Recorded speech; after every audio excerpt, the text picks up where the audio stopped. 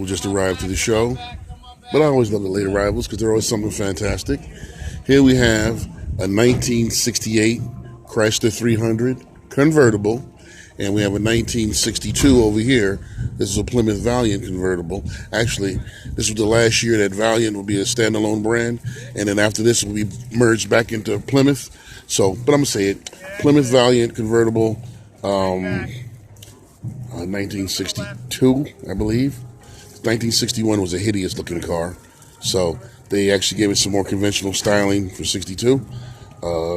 This one should have the bigger of the slant six and the smaller of the LA V8s. 273 maybe, I don't know. But over here, slant six, 225 and 170.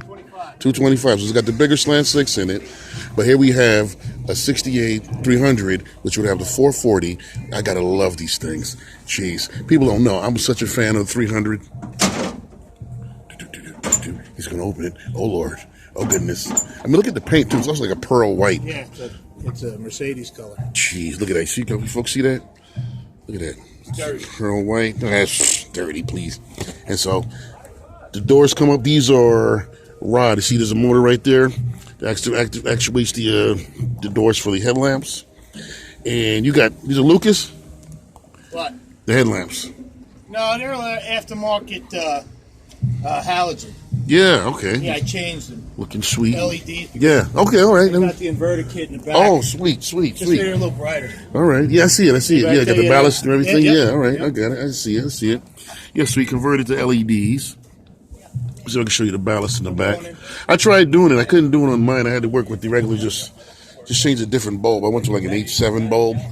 What car? Oh, it's a Lincoln Town car. Okay. But, it came with the regular sealed beam style. So I went with the glass was clear like these, but with the H7 bulb, it's supposed to be a blue-white light. Yeah. Sylvania. So it worked out pretty well, Yeah. But, these are good. They're brighter. Yeah. It's just these old, they're dim. Oh, yeah, definitely. Back then, alternators only had they only had one job, These days. Yeah. That one's a 6-volt. It's a Chevy. Oh, the Master Deluxe? Chevy Deluxe? Okay. That'll be dim. The third member of the party is this is like a 1950 Master Deluxe, I think. But I won't show that one in this video. This is going to be these two Chryslers right here. All right. I don't know. The new ones? Which one? I have no idea. But which one? Because this one, this is the end of this body style. Oh, yeah. And then 69, they went to another body style and they ran to 71. And then from 71, from 72 to 77, nothing. And then the 78, they came out with the Cordoba style 300. Oh, right. So the Cordoba was a 300. I didn't. Well, no, the 300 was a Cordoba because in 1978, when they went to the square headlights, they gave it a special edition model, right? And then, if I'm right, from 1978, 79, the next time you saw 300 was in 1999, which would have been a four-door sedan, the 300M. Oh yeah. Right. But this is this is gorgeous. Huh? Definitely. Wow. 440. Wow, look at that. Let me show close-ups on that.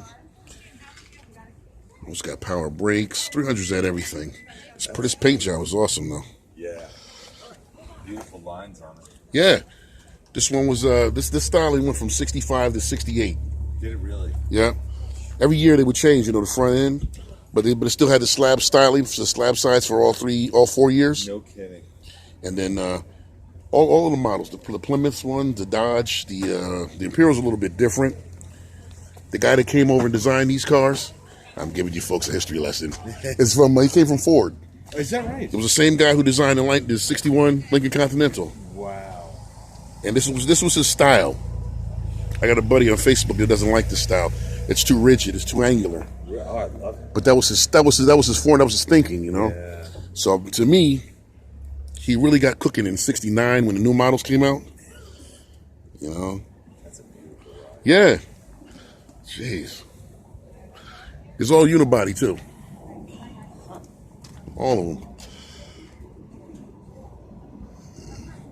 All right, I don't know I'm spending so much time in this 300, folks, but it's very rare you see 300s because they didn't survive.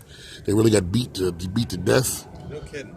I mean, they just, they were a performance car. These cars, well, when you think about it, they were supposed to be what the Riviera and the Tornado were. Yeah.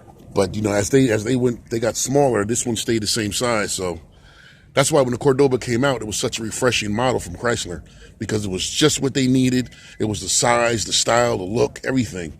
Ricardo Montalban was the spokesperson for that. Yeah, they gave him a free model, Yeah. and then, they gave him, the one they gave him was very nice, though. They gave him a two-tone. It's like black and silver. Wow. But, of course, his had real leather in it because it was sent out to an outfitter. Leather, yes. Yeah, but his was sent out to an outfitter, so they gave him the car with real leather. That guy put real, but no, it's a, Look at the size of that trunk, too. See, what happens was because he's a unibody up here in the north. I'll show you guys the side profile. There's no frame, so the leaf springs they connect to the floor, the trunk pan, and with the harsh weather that we had, when you put salt on the road, eventually It just ate it up.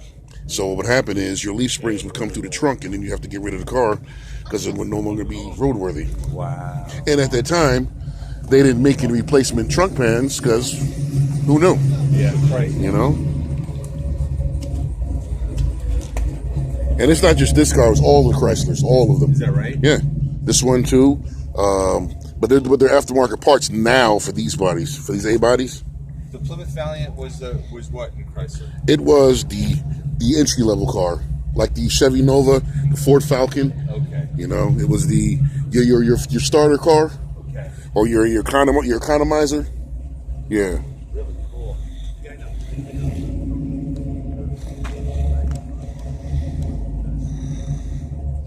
I know I should be talking more about this 300, but this paint is nice, and I hope this disc doesn't corrupt so I can show it to you. Oh, look at that.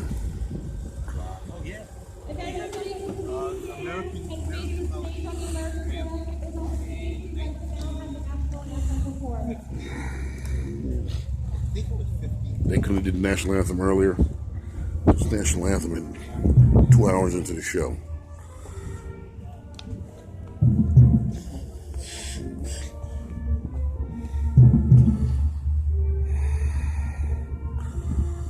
All right, well, let me wait till the anthem is over, and I'll come back and show you the 300.